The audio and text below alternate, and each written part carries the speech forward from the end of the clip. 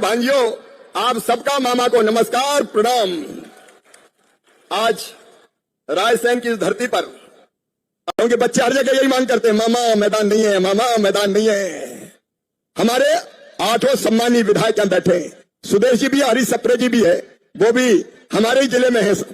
और इसलिए हम प्रयत्न करके, कोशिश करके हर गांव में खेल के लिए जमीन निकलवा दें। और मैंने जो विकसित भारत जी राम जी योजना बनाई है, उसमें मैं आपको विश्वास दिलाता हूं कि छोटे छोटे खेल के मैदान हर गांव में विकसित कर दिए जाएंगे, हर गांव में बनेंगे, उसमें कोई कसर नहीं छोड़ेंगे।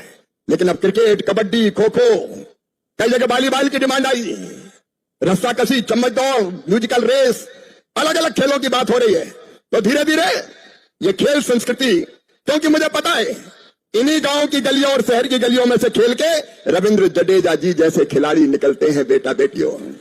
अगर मौका मिल जाए तो हमारा हर एक बच्चा चमत्कार कर सकता है, केवल अवसर चाहिए। और वो अवसर देने की कोशिश प्रदेश की सरकार भी करेगी, केंद्र की सरकार भी करेगी और तुम्हारा मामा भी करेगा। तो खेल के क्षेत्र में तो हम आगे चलेंगे ही, लेकिन आज और 2-3 चीजें कहना चाहता हूं। खेलना भी खूब चाहिए, लेकिन खूब पढ़ना चाहिए कि नहीं? पढ़ाई में धीरे धीरे बोल रहे हो, अरे पढ़ना भी चाहिए कि नहीं? और इसलिए देखो, मैं तुमसे बहुत प्रेम करता हूं और जनता की सेवा को ही भगवान की पूजा मानता हूं। अगर तुम्हारी जिंदगी बेहतर करने में मैं कुछ योगदान दे पाया तो मैं मेरी जिंदगी सफल और सार्थक मानूंगा। और इसलिए अपने विधायक साथी बैठे, मैं ये कहना चाहता हूं कि साल 10वीं में और 12वीं में संसदीय क्षेत्र में जो बच्चे सबसे अच्छे नंबर लेके आएंगे, फर्स्ट, सेकंड, थर्ड, उनको मेरे माताजी और पिताजी के नाम पर प्रेम सुंदर सम्मान से सम्मानित किया जाएगा।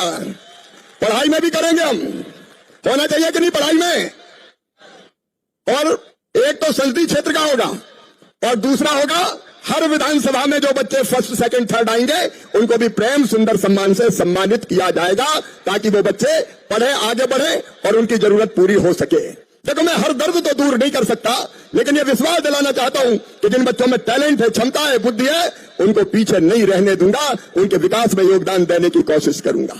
और एक बात और आज मेरे मन में आई है, अपने माताजी पिताजी को प्रणाम करते हुए कहना चाहता हूं, क्योंकि उन्हीं की स्मृति में पहले बुधनी में हम ये आयोजन करते थे, अब विदिशा संसदीय क्षेत्र में ये आयोजन कर रहे हैं। प्रतियोगी परीक्षाओं में हमारे बच्चे पीछे ना रह जाएं, इसलिए संसदीय क्षेत्र में 3 निःशुल्क कोचिंग क्लास, मामा कोचिंग क्लास चलाई जाएगी। एक विदिशा में, एक रायसेन में और एक भैरूंदा में। बोलो, चलना चाहिए कि नहीं? जोर से बताओ, चलना चाहिए कि नहीं? क्योंकि कई बच्चे इतने समर्थ आर्थिक रूप से नहीं होते कि कोचिंग का महंगा खर्चा वहन कर सके, इसलिए ये काम करने का भी प्रयास करेंगे। और अपने संसदीय क्षेत्र में जितने दिव्यांग हैं उन सबको मोटराइज्ड साइकिल दी जाएगी, जिसमें वो अपना काम धंधा कर सके। जो सबसे पीछे और सबसे नीचे है उसकी सेवा करना हमारा फर्ज है, हमारा धर्म है। और रोजगार एक महत्वपूर्ण मुद्दा है, और इसलिए बेटा बेटियों, रोजगार के लिए स्वरोजगार की योजना हो। कोचिंग क्लास से तो प्रतिस्पर्धी परीक्षाओं में बच्चे पढ़ेंगे और प्रतियोगी परीक्षा देके शासकीय सेवा में जाए, इस बात का प्रयास करेंगे।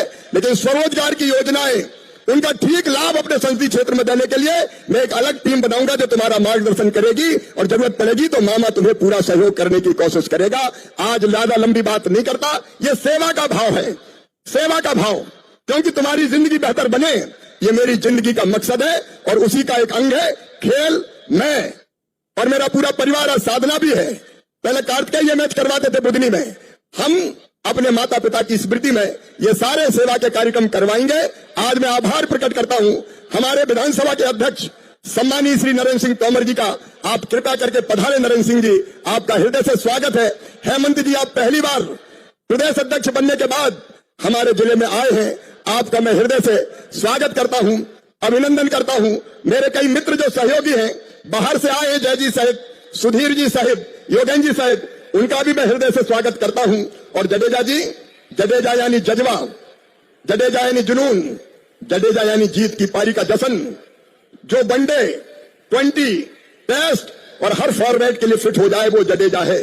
जो अपनी स्पिन बॉल से बैट्समैन को क्लीन बोल्ड कर दे वो जडेजा है।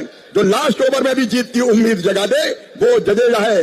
जो बॉलिंग करे तो विकेटों का अंबार लगा दे, जो बैटिंग करे तो रनों की झड़ी लगा दे, और जो फील्डिंग करे तो बाउंड्री पे जाती गेंद को हथेलियों में समेट ले और एक एक रन के लिए तरसा दे, वो जडेजा है।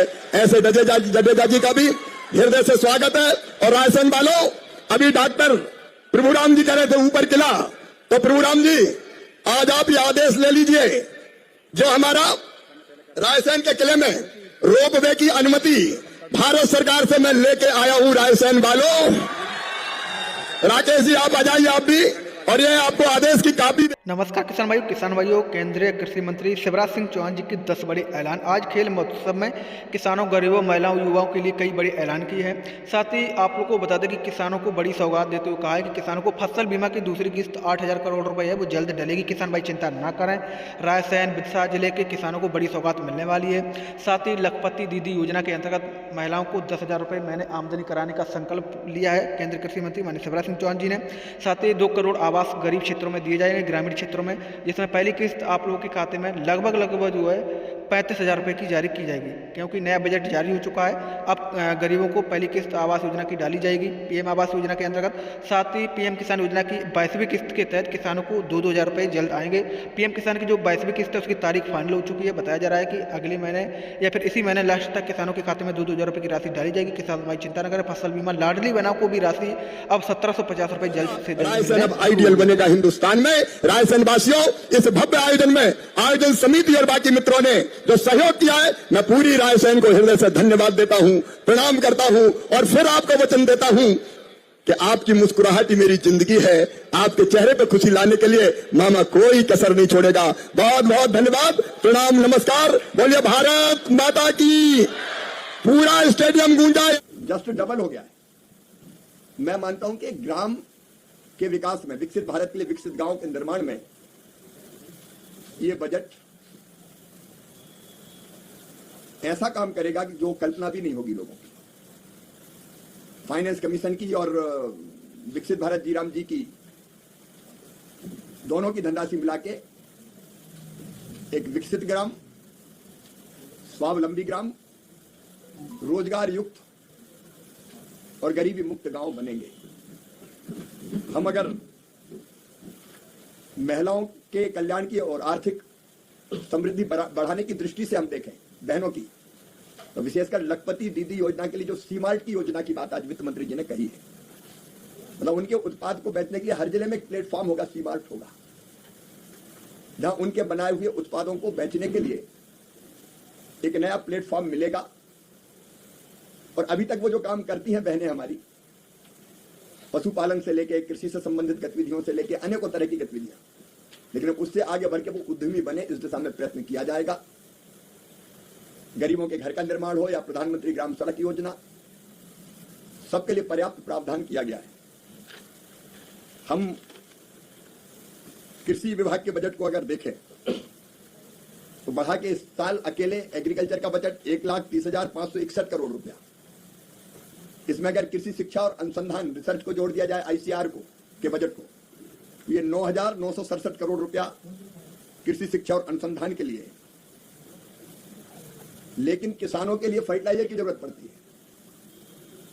और वो भी अगर इसमें जोड़ दिया जाए तो 1,70,944 करोड़ रुपया सस्ता फर्टिलाइजर किसान को मिले, सस्ता खाद किसान को मिले, इसलिए फर्टिलाइजर सब्सिडी के लिए उसका प्रावधान किया गया है। और इसके अतिरिक्त आज जो बजट में घोषणा की गई है, नेशनल फाइबर स्कीम, जिसमें सिल्क, वूल, जूट फाइबर, इसका भी लाभ अंततः किसान को ही मिलेगा।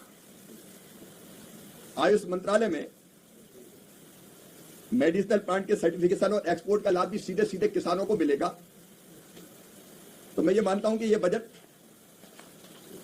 किसानों के प्रगति और विकास का बजट है। उसमें डाइवर्सिफिकेशन पर भी ध्यान दिया गया है।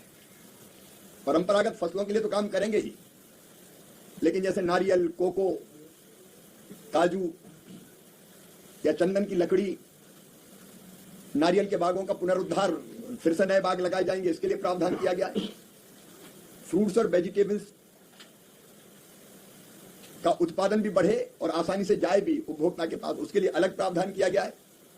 तो कुल मिला के ये बजट कृषि को कृषि के विकास को और किसानों के कल्याण को नई दिशा और नई गति दोनों देता है। और गरीबी प्रधानमंत्री जी के नेतृत्व में लगातार जो योजनाएं चल रही उनसे दूर हो ही रही है।